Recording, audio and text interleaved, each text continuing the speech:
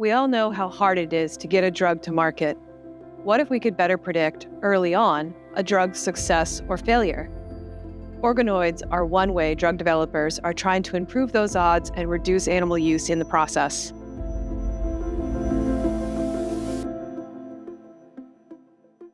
Organoids are 3D cell culture derived from either adult stem cell or inducing pluripotent stem cell, also called iPSCs, which are cells that are reprogrammed to be able to differentiate into any cell type in the body.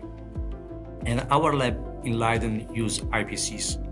So to create organoids in our lab, we take pluripotent stem cell and we drive the differentiation into in vitro in a similar manner as the embryonic stem cell will do in vivo during the organ development at the stage of when the primitive gut is formed.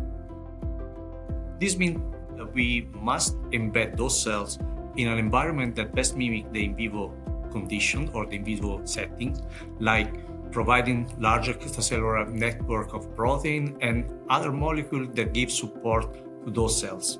So organoids are particularly helpful in disease modeling, but also to early de-risk drugs for their potential toxicity, which is really important in establishing whether a drug is safe for people.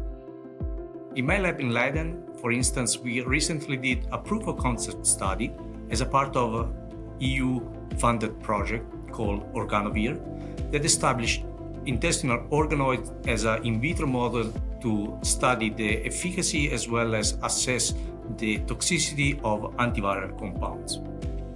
Our company is also utilizing other types of organoids to make more informed decisions on the activity of compounds we are studying.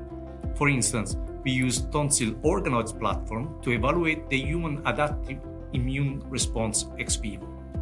This is an incredible tool to improve vaccine discovery and development. We can also use these 3D models from patient cells for disease modeling. And this is particularly relevant in the oncology field, where we can generate tumor organoid directly from patient cells or from so-called mouse avatars, which are mice transplanted with the patient's tumor cells. On this regard, organoids play a pivotal role. In 2017, Nature Methods nominated organoids as a method of the year. And just a few years later, an international consortium reported the first drug for colon cancer being screened using organoids. And this was the first example of its kind. And a growing number of large pharma companies are investing over $1 billion into adding organoids into their drug screening pipeline, including, just for example, the new Institute for Human Biology funded by Roche.